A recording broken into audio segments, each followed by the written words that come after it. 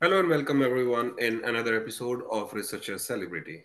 Today we have Dr. Tarun JaiRaj Narwani with us as our researcher celebrity. A brief introduction about Dr. Tarun.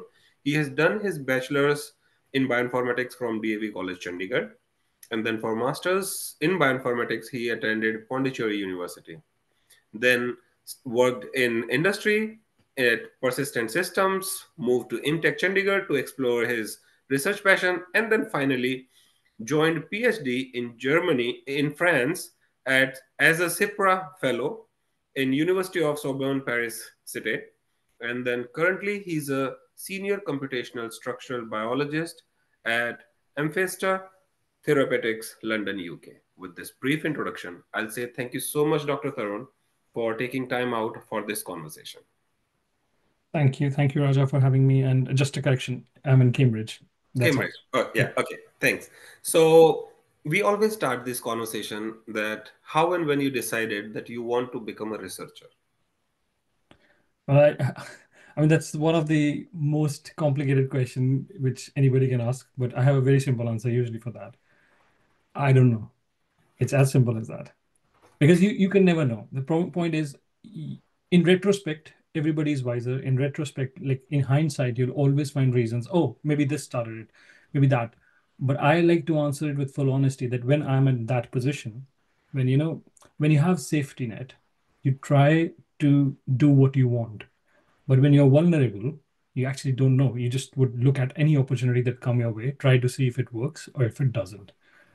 So I think for me, there were 3 points where I actually know what I didn't want to do.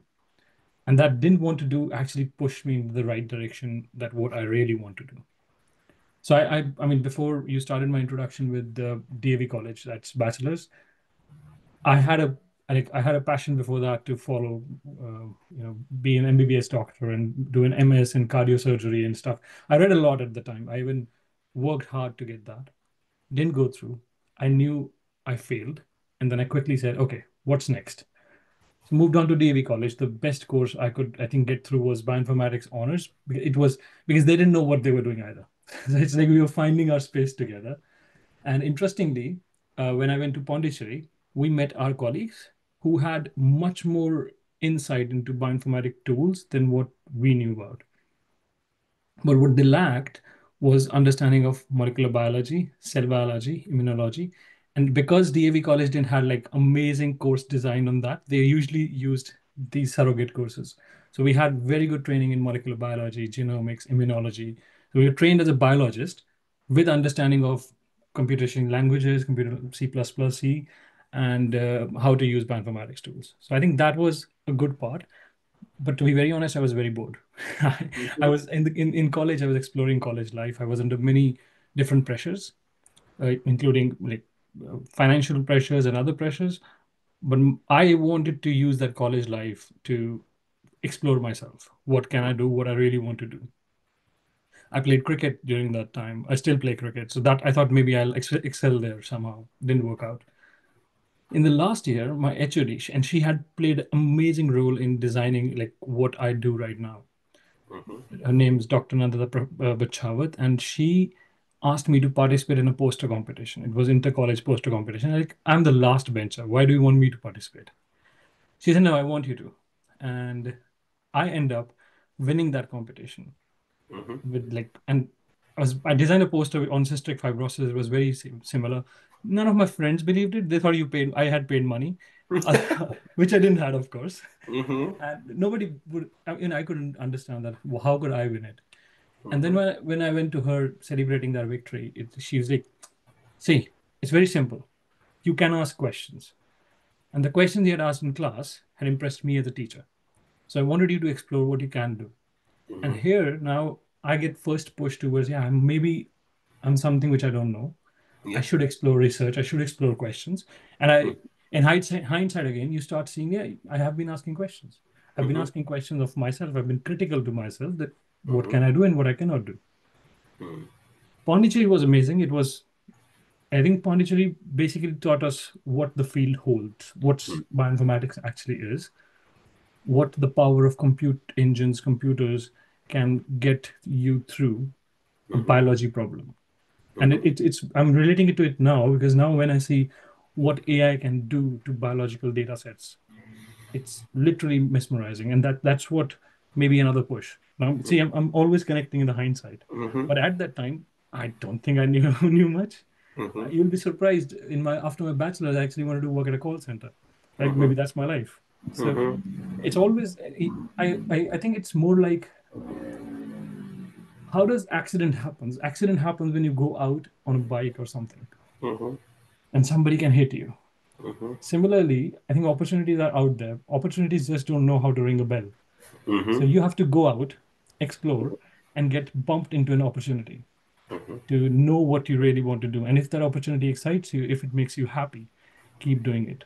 The day that opportunity stops making you excited or happy, just leave it, jump to something else which makes you happy, and Absolutely. do excellent things in what you do. I think that's all. Just be excellent in what you do, and success will be there. It's as simple as that. I have been in a very different situation, very different background, no family in lead academics or stuff. But when I was there, I just was dedicated and honest to what I was doing.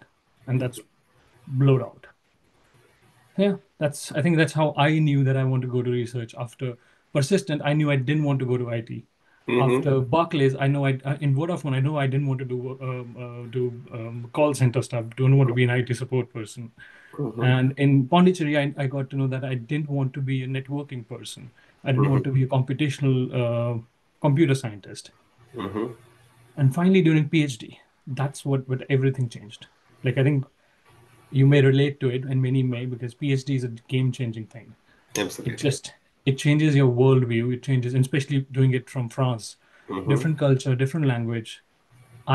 My supervisor is amazing, Professor Alex Brevin. He just taught me how do you question things. So in the end of PhD, I got to know how do you actually question things. You need to have a null hypothesis, you need to have an alternate hypothesis, and then you Mm-hmm. start proving it, and then you start going and see if the difference you're getting is significant or not. And that didn't apply only to the research problems, but to anything I see in the world. Yeah.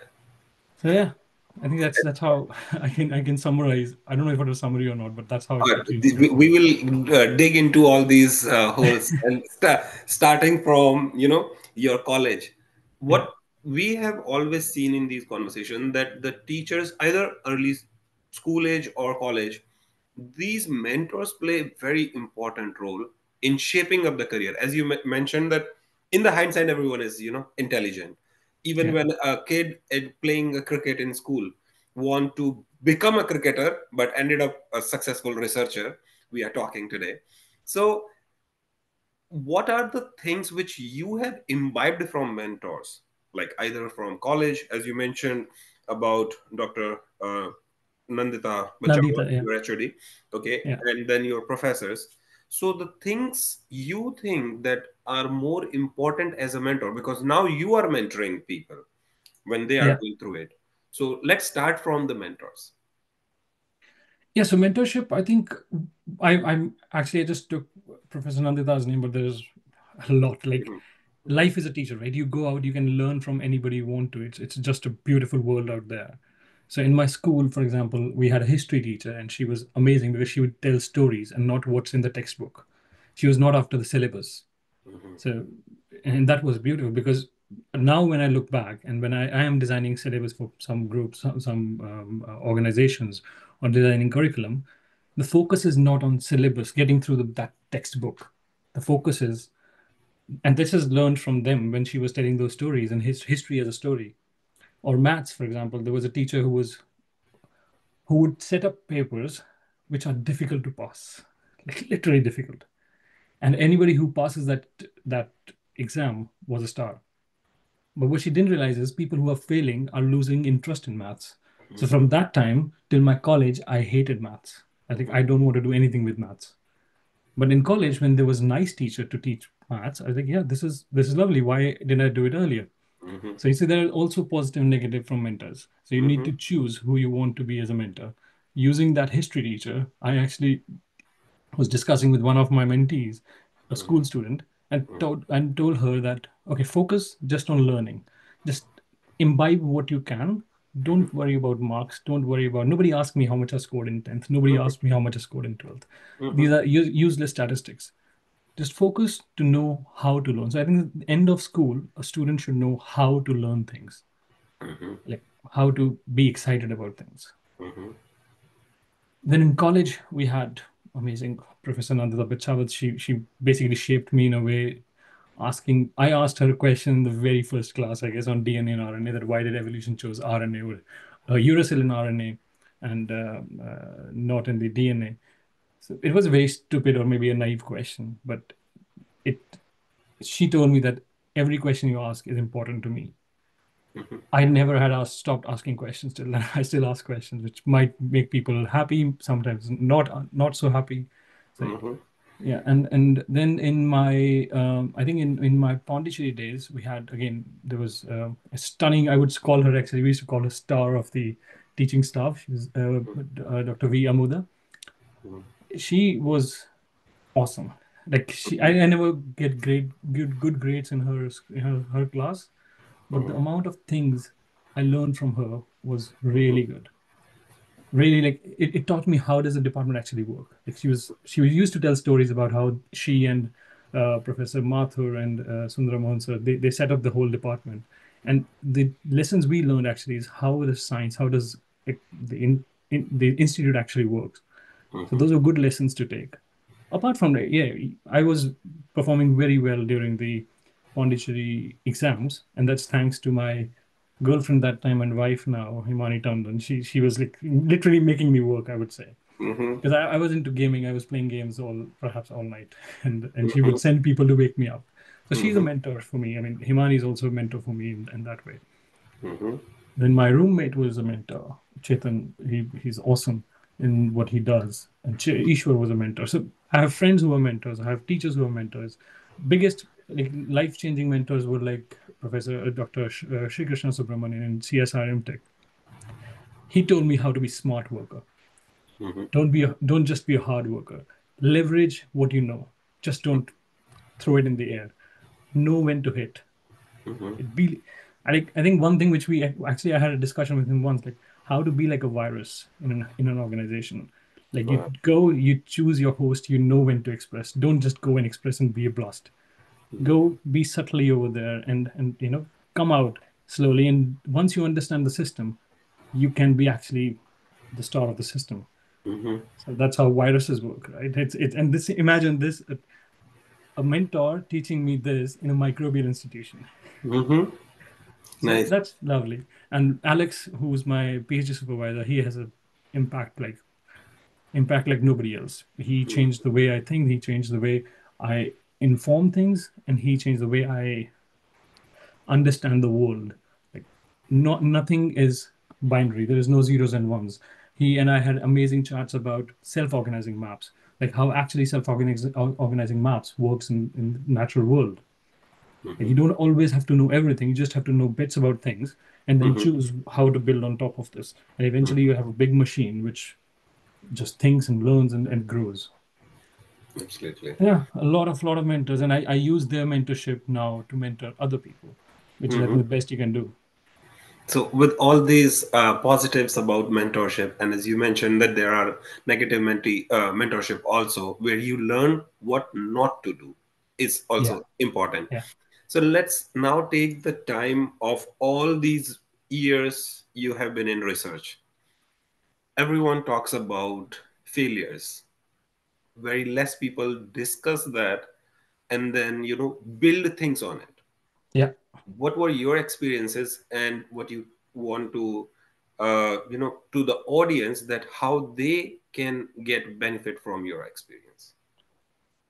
Oh, that's a very good question, I guess, because I have a lot to add. I love failures, first of all. And this is, again, something that PhD taught me how to understand. You know what Alex did in my first few, I think in my first year and a half, he gave me papers to review. And as an editor of the journal, he knew those were literally like papers to be rejected. But he gave me those papers still to review for me to understand what not to write, how not to express something. Like because many papers he sent me were like beliefs of people, not. not actual. It was opinion on science, not actual research data, not science. Like, oh, we found this. It was cherry picked data. So that negative exercise helped me understand how to pick errors in data, how to pick problems in data. How does an opinion can be very well misinformed about a subject, while the technical bits are totally different, or facts are saying very different things. Uh, so that's one way of saying how negative things impact. But PhD also is like whoever is doing PhD, whoever is listening to us, and whoever is doing PhD should realize we are dealing in PhD, you deal with a currency called failures. If you're I'm a structural biologist. If you're in a lab, your code doesn't work, your crystals don't grow. All of these are failures, right? We write something which will work on a certain thing, data, and then if the data changes, the code just don't work. You analyze something, understand, okay, this is how the organism works, or this organism can be used, or these proteins can be used as an insecticide. But then you try to put it in the system, the mutations and the protein doesn't work anymore. So a lot of things we do in PhD postdocs is just pure failures. But what do you do with failures? That's important. Like for me, for example, when I was in that maths course, or I was in persistent systems, I understood that I was a big failure in persistent systems rather. Like one, I remember one of my colleagues coming up to say, like, never say anybody that you can do Java. I said, yeah, I didn't even say that. So Mhm. I use that to understand, okay, this is not my cup of tea. This is not what I can do. Mhm. Because if I leave that position, I was at a privilege to have that position. If I leave or if I resign that position, there would be somebody suitable who can get that position rather than Mhm. me sticking there and being a failure throughout my life. Rather jump from there, be good at what I do. And that's exactly what I did. Persistent, I mean, after leaving Persistent, Imtech happened, and Imtech was a great place for me. I enjoyed working with the team. I enjoyed my research there, whatever I could help people with. I enjoyed coding. I enjoyed discussing things with my mentor, Krishna. So it was really, really good. And then I have a mentee who basically is like equivalent for me to Alex. He's more of a friend and a mentee. He passed away a few years ago, Professor N. Srinivasan from MBU ISC. The things he had a very cheeky sense of humor. And the Mhm. way he would tell me things in those humors, I like it will instantly hit. And then I'll remember those for life. Like I know I remember almost of the conversation I had with him and what I use it every day. It's very good. And he said something about failures, that we don't fail, circumstances fail. If you think you can make that failure better, you can always make it better. So he encouraged people, not just me, everybody he mentored, live in the present. He used to call present as a gift because it's present. So Mhm. live in the present, live what you can do right now, think what you can do better, and evolve from there. We all evolve, right? Humans has this, like Mhm. all living species can evolve. So just evolve in your thought, evolve in your research, evolve. And I have come from being a structural biologist who was dealing with a different kind of data to an AI scientist who works with still with structured data, but linking it with different biological data sets. And that's how I see his words coming true through my work. So when people talk about failures, most of them now, and that is one thing which we want to have this conversation about to all the audience, that you have a very positive attitude. You had great mentors, that they can actually build on their failures and then make everything work. Yeah. But what has been seen in current times, and this is global, not only in India, people are quitting the PhD after 2, 3, 4, 5 years sometimes. And the saddest part is sometimes they do commit suicide. There are students who have done that, and the number is going high. How we should keep our mental health easy, or what are the things like what you can tell our audience? So I have seen the cases like you have said. I have actually, family relations as well. We have seen something like that, and it's always young kids. It's not like always maturity, like people like who are go-getters or who are competitive. It's more like because people don't, or the PIs, for example, who put pressure or who bully rather, I would actually go and extent they're actually bullying them because as a PI, as a supervisor, your responsibility is not just to supervise the project, but to supervise that kid as well. Mm-hmm. Understand what are their limitations, how to harness that energy they have into a force for good, into your research. So when they fail that student's confidence. And because those students are low on confidence in that space, something else, some other event happens, maybe discussion with a friend or something triggers that emotion, and then they take these steps. And I'm being vague with full consciousness that I don't want to be very specific on things because this is a very, very sensitive question in Yes. my understanding.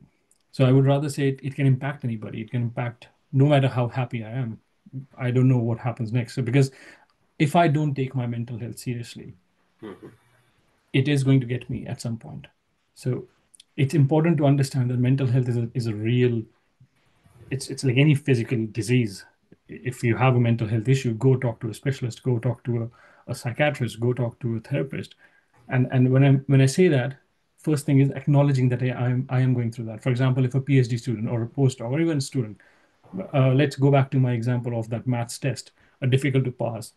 From teachers' perspective of their age at that time, they are doing the best thing they can do for the student. Like make the bar so strong, so high. It's like a high jump competition, right? Mm-hmm. You keep the bar already at 1 meter, now 2 meters. Now you try and pass it. And if you're a great student, you can pass it. Yes, ma'am, we do, but there are many who can't. And those many who can't, you don't give any thoughts about their mental health. What are they going through? Mm-hmm. So you have to be like for mental health, for well-being, I would say take breaks, occasional breaks. When you're also have a second life, like do work, whatever you do, do great work. But in the evening, go do something else. Do whatever you like, gardening, gymming, cricket. I play cricket. Go do sports. Sports is a beautiful thing. Like sports help you get your confidence high. Sports help you. Like if I do bad at work for one day, but in the evening, if I go play a cricket match and I win, like, yes, I've done something. Mm-hmm. If I'm not performing well, my models are not working, I'm frustrated with that. That frustration will lead to my bad mental health. But on that day, I go to gym. I do instead of 3 sets, I do 4 sets, and I do a long run. I'm confident now. Okay, I didn't perform there, but I performed somewhere else. Many times when I'm working at home and things are not going my way, I will clean the whole damn house because I'm like, Mm-hmm. okay, I did something today. Yeah. So always resolve to something next. And if you're struggling to achieve something in the area you think you're best at, maybe it's time to just take a revision of what you have done. Have you given your best? If you have given your best and the things are not working your way, just switch, do something else. There are a lot of things in the world you can do, and especially kids today can explore any career option they want to. They're Mm-hmm. YouTubers, right? So there can be comedians and comedy. Yeah, that's a good point. Humor is best tool for mental health. Mm-hmm. Humor it. I like humor a lot. I do many times my jokes offend people, but that's fine. That's another thing. But it's like I always believe or understand. Actually, I understand this, and thanks to my father for this. There are two kind of options you have. If there's a problem, you either solve it or you can't solve it. If you solve it, just work your ass off and solve that problem. But if Mm-hmm. you can't solve it, just make fun of it, laugh at it, and move on. Because Mm-hmm. someday you will have the tools to solve that problem as well. But right now you don't. So don't stress over it. Don't worry about it. Just move on. Do joke about it. Because when you joke about a difficult problem, you're diminishing that problem in your health and saying, Yeah. you don't mean anything to me. Yeah. So I can laugh down upon you. I Mm-hmm. can move on. So Great. yeah. No, this is also something, but in these conversations, when we say that if you are passionate about your research, that is one thing. But if you cannot handle the pressure it brings, that is a different thing. And then the person, as you mentioned, these are sensitive topics, but what we always say that this is so personalized that no one can tell you what to do. But if you are going to talk to your supervisor, to your friends, there is someone who is going to listen and can tell you that, okay, probably this is the time when you are going through a rough phase. You Yeah. might need to take a break. Because another thing in researchers, the less acknowledged is the burnouts, that there are days when you are doing the same thing which you have done 100,000 times and it is not working. What it makes is it makes the situation worse, because you know that you have the expertise in one thing and now you are not able to do that. It's Yeah. because you have not taken those due breaks and have, you know, acclimating, like, just bringing everything at once, and that's when most of the breakdowns happen. Yeah, yeah, absolutely. And that's pan. It's not just PhD, because we are talking about PhD students here. We're talking about postdocs here. It's not Mhm, just them, it's everywhere in the world, any job you take up. That's why when I hear things like you need to work 70 hours, you need to 80 hours, chill. That might mean you, whoever is saying that thing, that work 50 hours, 60 hours, 80 hours, maybe you don't know how to work smartly then. You're just you're not different than it's like let me give an example on this, and this is a very metaphorical example. It shouldn't be taken in its literal sense, but just to make things understand better. You can be, when I visited Kolkata, I think to last year, and we saw that Hathkari there, the people mhm, take and run. Now you can have that, you can do that and take people with you. You're helping them, of course. They are otherwise they would need to walk, or maybe they're disabled, they can't walk. You're taking them with you, you're serving people, good. But you can't do that for whole of your life, because at some point your knees would be arthritis, struggling. You will have nerve pain. You'll have something else. You'll have back pain. So would you want to do that for whole of your life, or rather innovate and put or invest money, invest time, and develop a robot? Let it do it, or motorize that thing, or put something next to it so that it works much better. So mhm, there are multiple ways you can just take from that one example and solve. Somebody would just make artificial limbs. mhm, Somebody would take that problem and change the way of transportation, like we have. Like we have buses, we have trams, or we have airplanes. So it's just one problem. Any problem is solvable. You just have to look at it from different angles. That comes from Jain philosophy, I guess, where you say many people are looking at the elephant from different side, and nobody is able to know whether it's an elephant. Somebody says touching its tail, it's a broom, or a snake from mhm, its trunk. But you just have to sometimes take a break, and that's why the break is important, because once you take a break from your work, you go back, you have a bird's eye view. mhm, I have had ideas about my work. This is a very interesting one. So mhm, I have a poster, actually. uh, it's called it was shown in ECB, European ECCB, I guess, in ISMB ECCB. It's a very well-known conference for computational biology.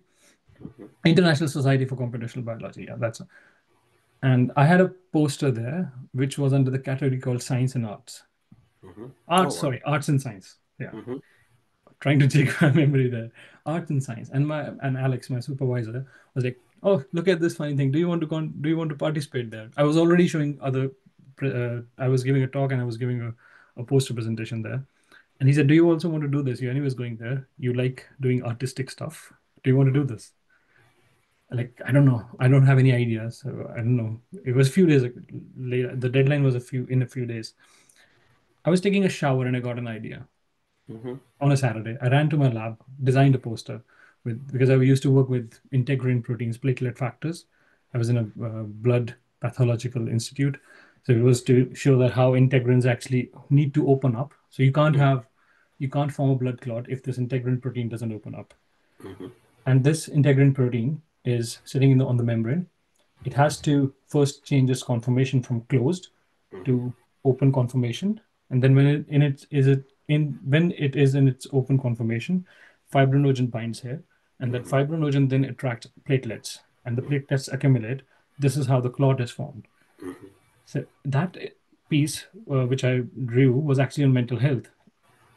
That you have to, if you're struggling, you have to open up, talk to people, mhm, reach out, show your mhm. hands, and there'll be a lot of platelets who'd come and join your hands and save you.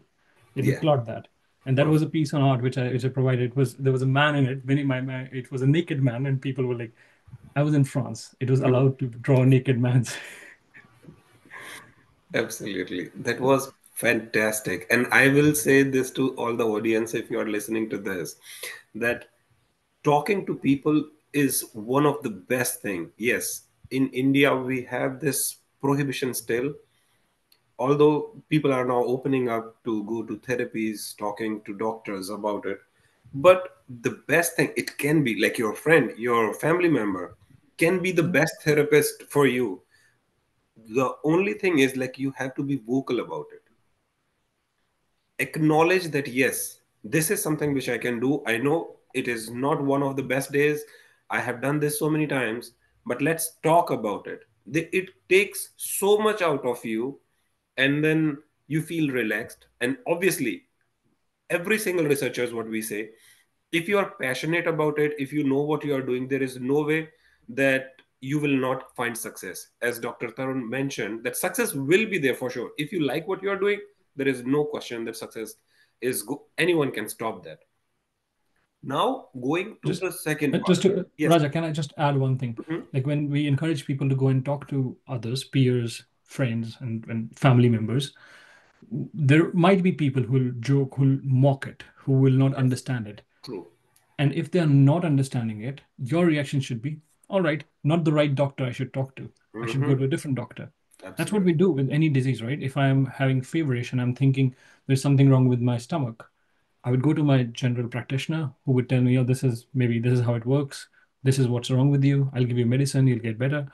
I come back, I don't get better. He'll refer me to somebody else, right? Just go to a specialist, maybe a gastroenterologist, go there, talk to them. That's what you need to do when you go for mental health consultations, talking to friends, talking to anybody, whoever mocks it, ignore, move to next, ignore, move to next. don't Absolutely. don't don't I think subscribing to your own self-prescribed drugs, not a great idea.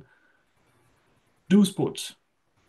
Encourage, if you're messed up in your head, if you're burnt out, just go do a swim, go run like 5 miles.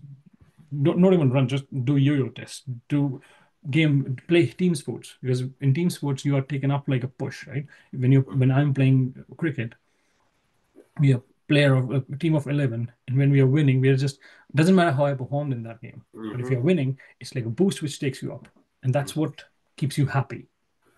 Do True. that. Absolutely. And I think this is what you brought up a very important point, that you should not make it worse. Because, yes, there are people who might be mocking when you are saying that they, what I always say in these conversations and even in my classes, I always say that world is full of critics. Yeah. So try to be a supporter. If somebody is coming to you and sharing their problem, instead of laughing on them, better try to understand. Because what you are doing is you are helping the person just by listening. You might not have the best solution for it, but sometimes solution is not needed also. If you Yeah. just listen and it helps the person. So try to do that for all the person who have researchers as their friend. This is for everyone who is listening to that. Now coming to the next point, that okay, we somehow manage to celebrate, the failures, but then there are cases where researchers have been in the field for so long, and as you mentioned, they are holding the positions, not giving up, and now what they are doing is they are hampering the next generation of researchers because Mhm. they are not trained themselves. So what they are cultivating the culture, that, like as you say, sometimes in high pressure labs. So both of these, a person, a mentor who's not well equipped or scientifically sound, or one who's very sound. Okay, what you suggest that a person should think or consider before joining a lab for PhD? That's again, it's something very subjective. It'll be like some people thrive in that environment. Some people would like to have a lab which is super competitive and go there and like I never had this problem because I'm somebody who, again, working in microbial institution, evolve and adapt.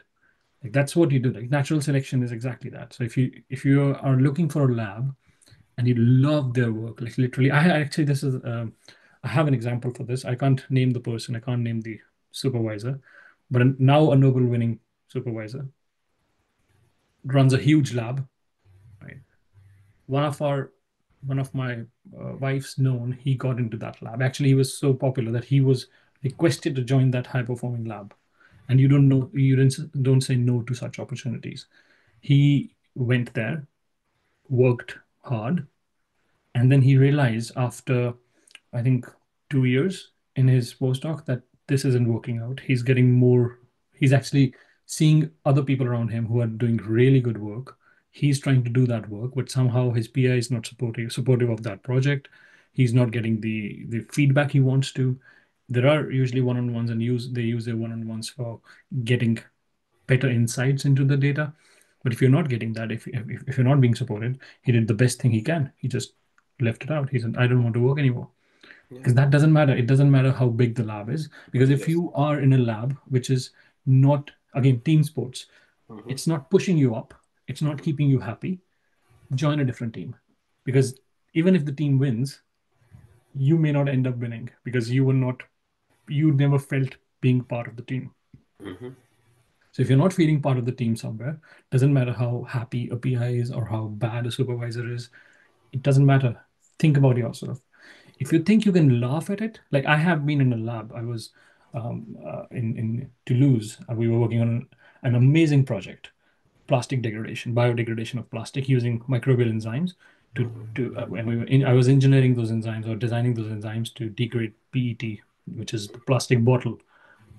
Amazing company funded project, amazing uh, project guidelines, brilliant ideas, and it was a complicated project. Though I'm not going to go in details for that, but in that institute, there was one person who was not very positive, rather critical of things, thinking of should work more.